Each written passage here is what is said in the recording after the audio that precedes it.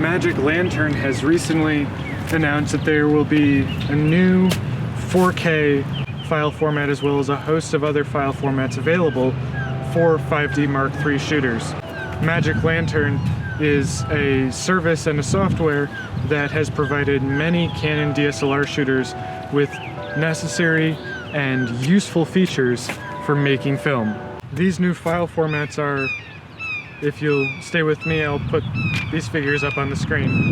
1920 by 960 at 50p, 1920 by 800 at 60p, 1920 by 1080 at 45 and 48p, 1920 by 1920 at 24p,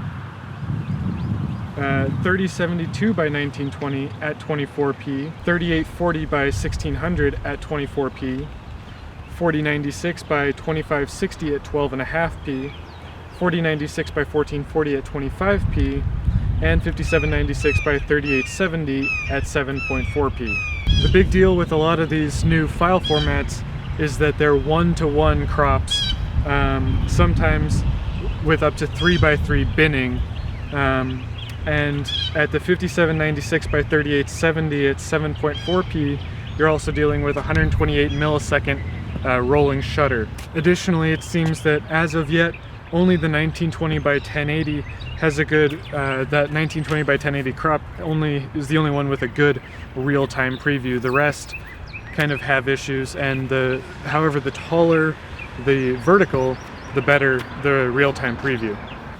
For a lot of users, this is going to be a great update. I've never myself been a believer in Magic Lantern and in that software. I've always been kind of a purist. I haven't ever, unlocked my iPhone or anything. I really think that sticking with what the manufacturer believes a product is intended to do is the best way to go about it. Now, I also believe that those manufacturers should be putting out regular updates that can improve the capacity of those cameras. And I feel like Canon's doing that with the 5D Mark IV. I'd love to see a firmware update for the 5D Mark III, but I don't think that's ever going to happen because of the fact that, 5D Mark IV is out and they want sales in that category.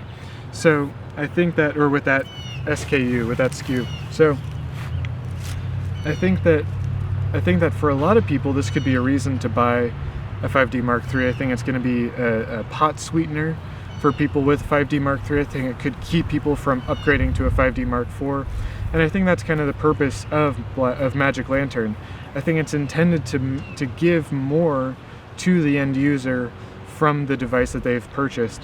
And I love that ethos, and I love that the way that's borne out in practice. And I really hope that the users that do end up using this particular piece of software really enjoy it and really get the most out of it. But I think also that you're voiding your warranty, and there's a lot of issues that come along with third-party software, and so it's never going to be for me. But for those of you who do use it, I hope you really get the most that you possibly can out of it. What's a little frustrating though is that a lot of the 4K options aren't great.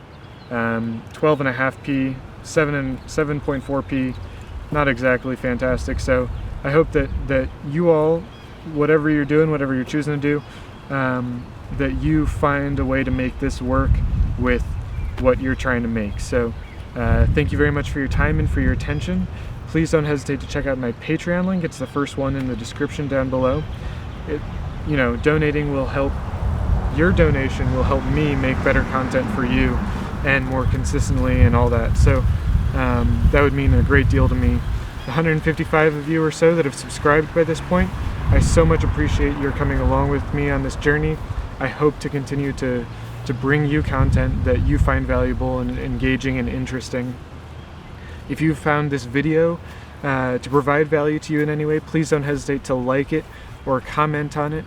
I'd love to hear what your thoughts are on Magic Lantern in general and on this particular update to the Magic Lantern on the 5D Mark III. So thank you very much, and I'll see you in the next one.